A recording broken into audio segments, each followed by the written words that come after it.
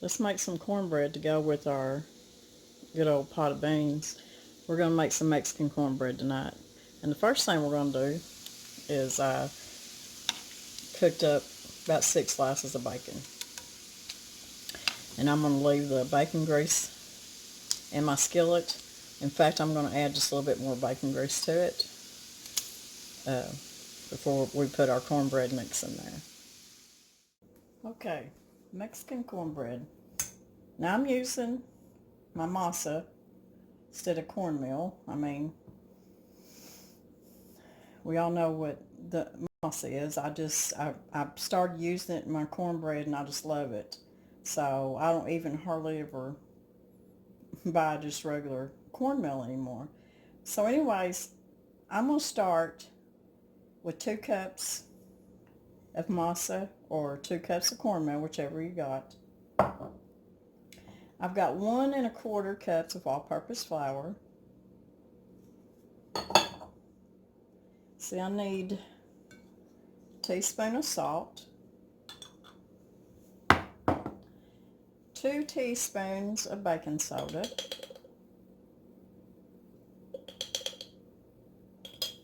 and I've got a tablespoon of baking powder.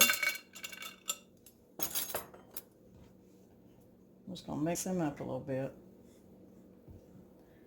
Now I know a lot of people ask me what's the difference between Masa and regular cornmeal, and it's the way that it's processed.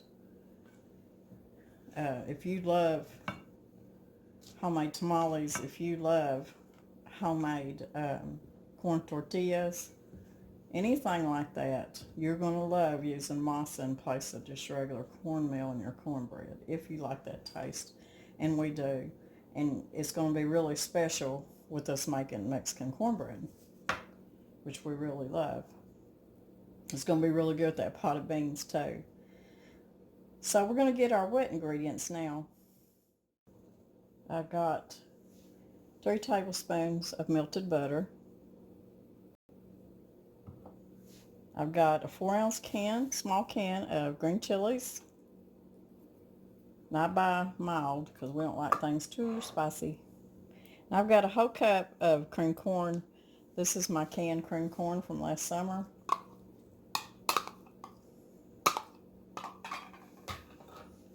We're going to put in 2 eggs.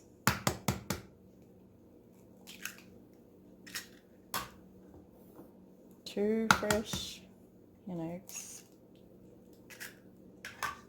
And I've got, you can use buttermilk. I just got regular milk. I'm going to start with about 1 cup. Then I'm going to stir this up and then see how much more milk I might need. This is already smelling wonderful. And if you want to, you can put you some onion powder. You can put you a little bit garlic powder, cumin. You could even put you a little bit of chili powder in there if you wanted to. And if I was going to do that, I'd have put it in with my dry ingredients. Okay, that 1 cup just wasn't enough, so I'm going to pour in about another ½ cup. And I think my bowl was flipping full, as usual, Lori. So I'm going to try to get this stirred up good without making a total mess.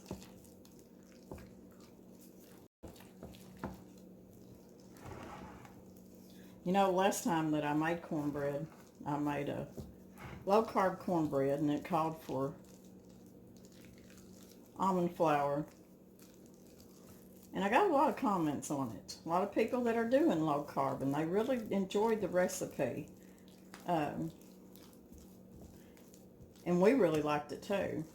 The texture of the low carb with the almond meal flour is, I mean, the texture comes out more of a bread really than it does a cornbread, of course, because it has no cornmeal in it. But still, if you are sticking totally to your low carb, it's a good alternative to have. And I'll put that link below if you haven't seen that video and you are doing low carb. If you're not, make you some of this, because this is the best.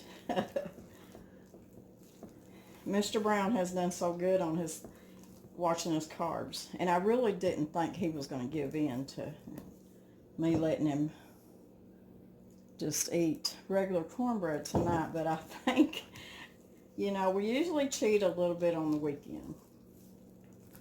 So this is our cheat. Brown beans. Well, they were actually brown and white mixed. And some good old cornbread. So I think I'm pretty much going to need all 2 cups of my milk. So let me get this stirred up and we'll get it in skillet. And I've got my skillet heating up. So it'll be good and hot before we put it in the wood cook stove. Okay, my skillet's good and hot, and you can see that I left my bacon in here. What we're going to do is I'm just going to pour my cornbread mix right on top of that bacon.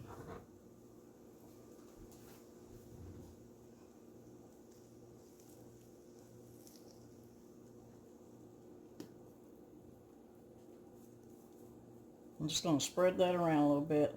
Now I added a couple more tablespoons of bacon grease to my pan, because I like for my cornbread to get good and crisp.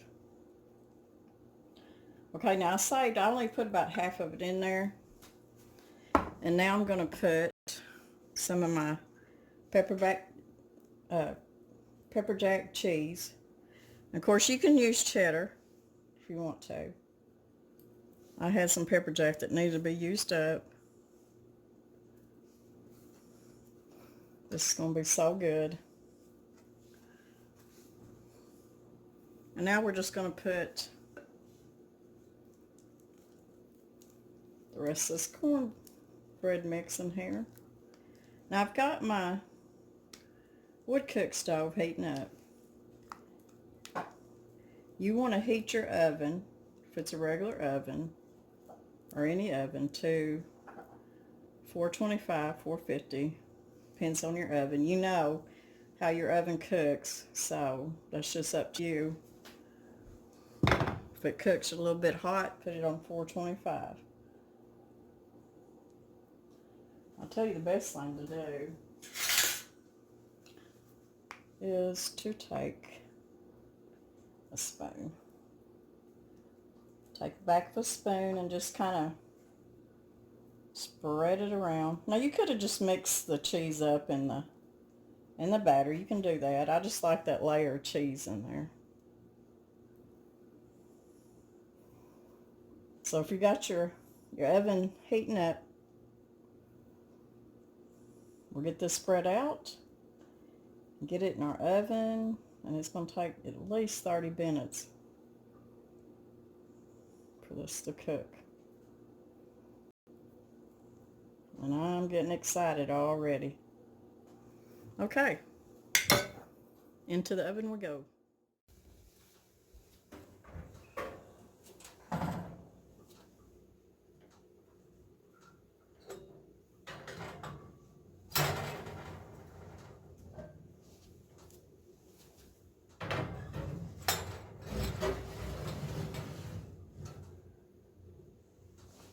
Now when I put my pan of cornbread or biscuits and everything, I push it to the right side, because over here on the left, that's the hot spot. So we'll check it here in just a little bit.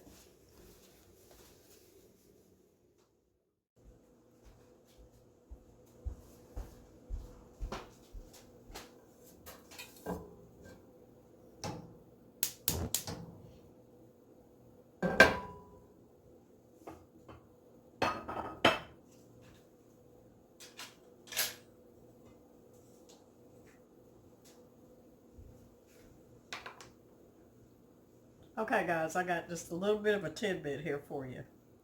Since we're eating cornbread and beans, of course anybody's going to want fried potatoes. Well, we've been laying off the potatoes till Mr. Brown gets to his goal on his weight.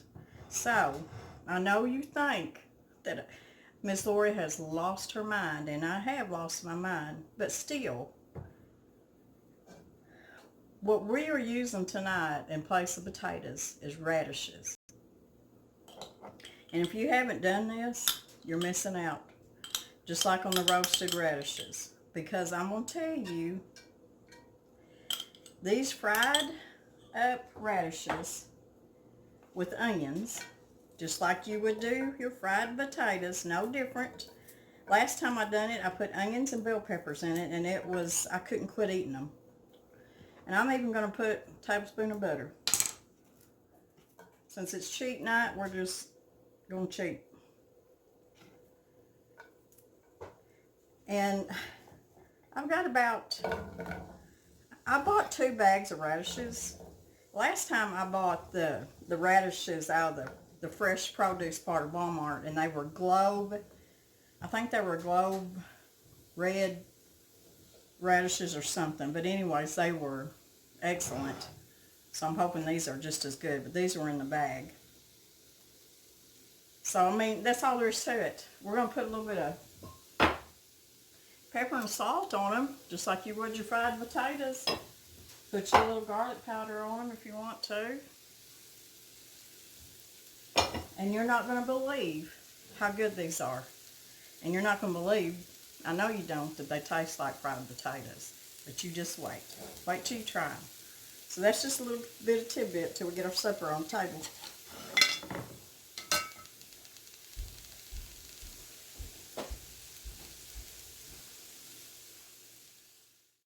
They taste just like fried potatoes. I wouldn't lie to you. And so much better for you.